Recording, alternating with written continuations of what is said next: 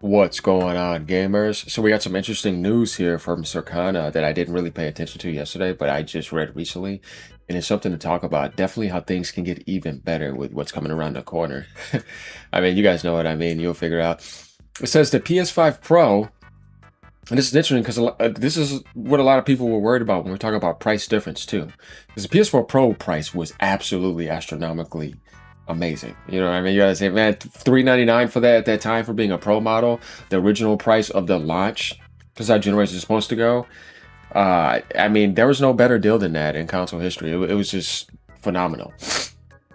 But the interesting thing is that the PS5 Pro is pretty much matching the PS4 Pro now. 13% of PS5 United States sales in 2025. And the reason why I think that happened and that big jump happened is because Sony did that deal during this crisis for 650 during the holidays. That gave them a massive spike to catch up to the PS4 Pro numbers. But the fact that it is even doing that is crazy because there's a lot to talk about when it comes to this. And you guys will see what I mean. So let's read some of these stats. Matt Piscatella says some 2025 US video game sales, fun facts. Almost 50% of PlayStation 5s and 66% of Xbox Series hardware sales in 2025, though it didn't sell that much, did not include a physical media drive. Yeah, people have moved away from physical a long time ago.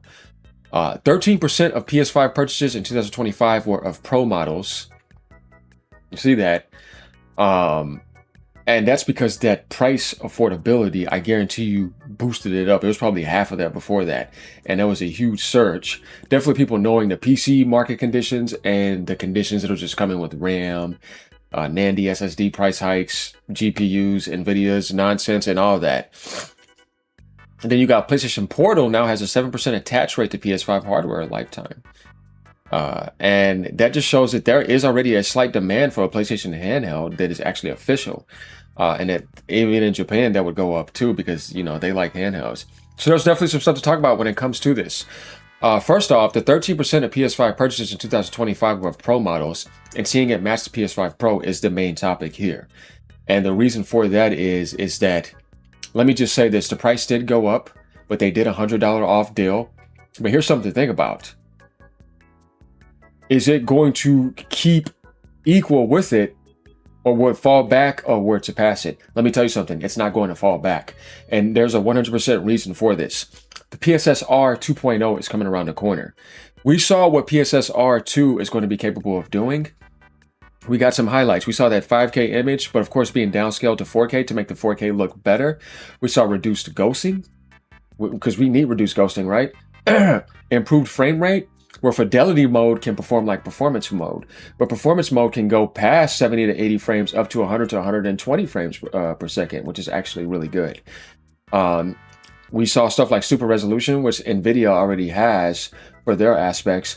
So PSSR 2 is not only going to do that, but it has a backwards compatibility fee too, that if a game already has PSSR, it can automatically help it out immediately. And this is just going to be able to benefit anything. It can even go back to older games in the PS1, PS2, PS3, or PS4 era and help them out. So that type of stuff right there is going to make the Pro more valuable, and people are going to look at it as something that they wanted to have all along. And with that type of benefit, you're looking at seeing that upgrade. It has a 2 terabyte in it, which is also nice too, because that's going to get more expensive. So when you really think about the value in the Pro, it only gets better. Definitely with the way the PC market is going, it's just insane. What's the other option that is 100% going to solidify the sales? GTA 6.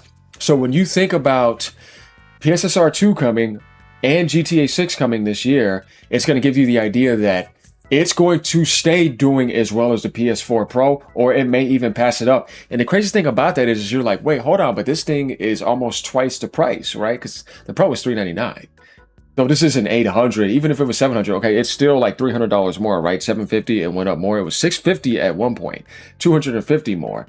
Obviously, with the way this generation is going, things are so damn backwards. You don't get the PS5 being $399, which it should be, and the Pro getting ready to be $600 here soon.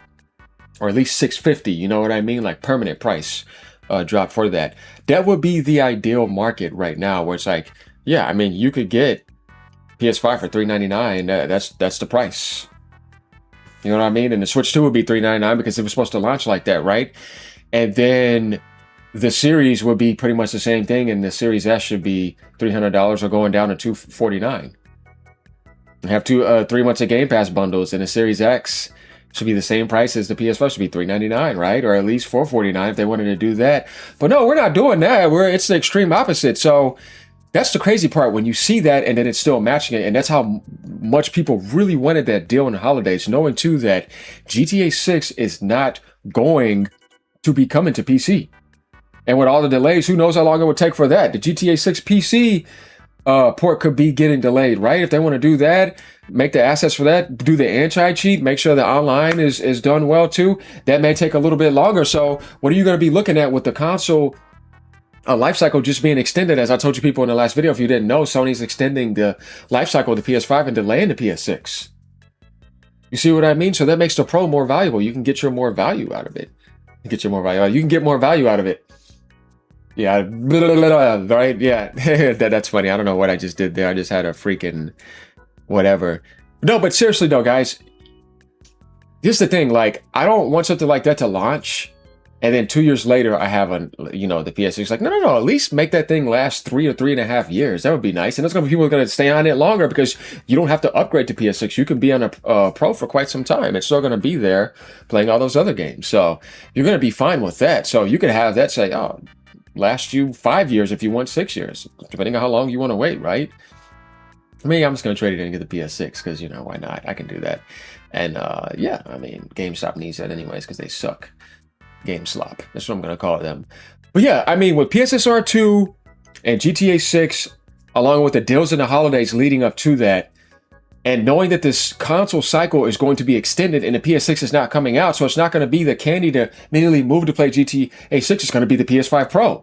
You see what I mean? There's no mid-gen refresh for the Xbox, so the Pro is just looking like the place to play GTA, and everybody's going to go to there. So Sony kind of already has a favorable road lined up for them. So that's why I wanted to talk about this in this video, because I think it has a chance to surpass it, which is crazy with the price that it's going to be at, but people are not going to care when you see the other options left in the PC world and everything else. So going down here, Shinobi says, pretty cool on the PS5 Pro. That's pretty much exactly in line with PlayStation 4 Pro. Yeah. So well, there you go. All things considered, I say this is solid. So getting to the Portal though, here's the thing, like, oh, I did not mean to do that. But getting to the Portal though, like, here's the thing, like, you don't have to like waste too much time analyzing this to realize that if Sony releases an official handheld, people are definitely going to want to buy it. Obviously, it's not going to do Switch 2 numbers. All right, that's not what we're talking about here. But we're going to get the idea that it's going to be able to at least be relevant because Nintendo has made that possible again. Definitely when you think about Japan, because it's like they love their handhelds. So I think this is a good idea for Sony to think about, like when it's like, okay, if the Portal is doing that, since you've obviously made it better and even more attractive than what Microsoft is doing with their nonsense for the cheap price entry to get one, though it's an accessory, I wouldn't say it's a handheld, obviously, but you're making it like it now, which is actually good. You definitely have room to launch a handheld in the future, and you have to do it correct. And what I think they're going to do is obviously make a switch to imitation, with just for more technology and have that within the PlayStation ecosystem, the way that Valve is doing it with the Steam Deck. Because they're not going to make an official handheld dedicated with its own games. That world is over with. Only Nintendo can do that. And that's just tough to do because then, like, if you're going to do that, you definitely have to shut down your VR department. And you would be using more development resources to dedicate to a handheld only. I don't think that's going to work in today's world. No. You're going to have to, even Nintendo's not doing that separately, it's all in one. You're going to have to just make that be an official handheld that can do what the PS5 can do and be able to have PS6 games at PS5 settings, maybe even better. You know what I mean? That's what I think they're going to do. And then have it docked and do all that type of stuff and pretty much do that. And then have a model up in Japan where they can follow the Nintendo Switch 2 strategy and have it be Japanese only and take off $100 off of it because of that or something like that. So it could be $100 cheaper in Japan. That's what I think that Sony's going to do with that. And then they'll have like the PlayStation family going on where it'll be PlayStation 5, PlayStation 5 Pro, PS4 is going to be cut off, PlayStation handheld, and PlayStation 6. You see what I mean? And then there'll be a PS6 Pro, obviously.